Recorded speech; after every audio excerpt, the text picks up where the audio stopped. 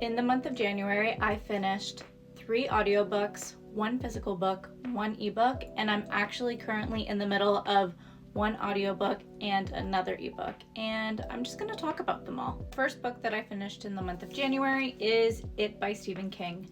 This one is such a classic when it comes to Stephen King novels. Everybody knows this one, everyone talks about it. Pennywise the Clown is just completely terrifying. And yeah, after reading this, I can definitely see why. I will say this one did take a while for me to finish reading, just because one, it's a big book, but also because it's such a dark and twisted tale, I did need to take breaks from it in order just to listen to something a little bit more fluffier, just so I didn't get like too far into the darkness. If you know, you know. The second book I finished in the month of January is The Sea of Monsters by Rick Riordan. This is the second installment of the Percy Jackson and the Olympian series, and this one I always hear like mixed reviews on whether people love it or hate it, and I personally really enjoy it.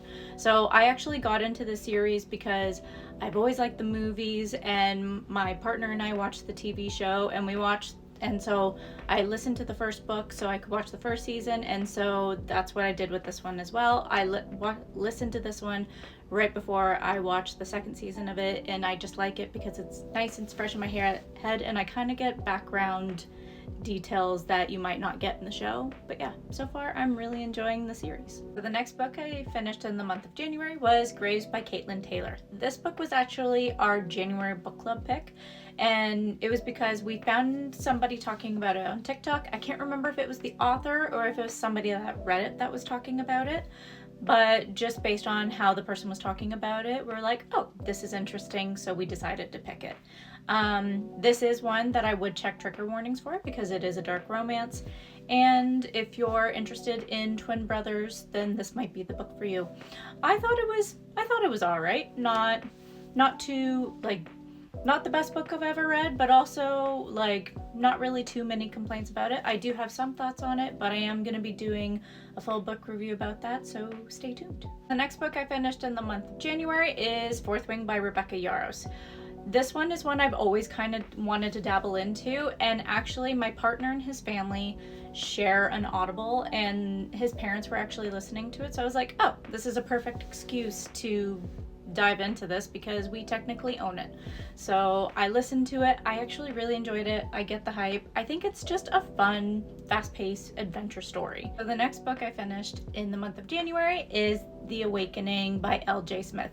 This is the first book in the Vampire Diaries series, and I partly wanted to read this because I watch the show quite a bit. Like, this is a rewatchable show for me, like every other year, every 2 years kind of thing.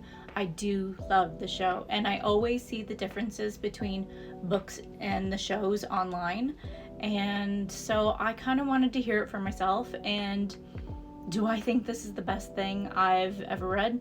No. Would my teenage self eat this shit up? Oh, yeah, she would. My teenage self would love this thing. I will say this is one of the rare occurrences where I prefer the TV show over the actual books, just because the TV show is such a masterpiece, but this is decent in its own right, and I enjoy it. I think it's fun. Like I said, my teenage self would eat it up, but I'm also kind of eating it up as an adult. So yeah, it's just a fun read. Now moving on to books I'm currently in the middle of. So a book that I recently started is The Unfortunate Side Effects of Heartbreak and Magic by Brianne Randall. And I've just started it recently, but so far I'm liking it. I'm liking the way the story is started. I like the narrator, and I don't know if it's going to be with every single chapter, but I believe it seems like that they're going to have a recipe that pertains to the chapter at the end of every single one, and I like that. I think that's a nice added touch to the story. It's just fun. And the other book I'm currently in the middle of is Sugar and Sorcery by Shannon Ritchie. I picked this book because it's supposed to be like a very cozy read, and the author said that it's very Studio Ghibli inspired, and I love that stuff. So I put it on my Kindle, and we'll see how it goes.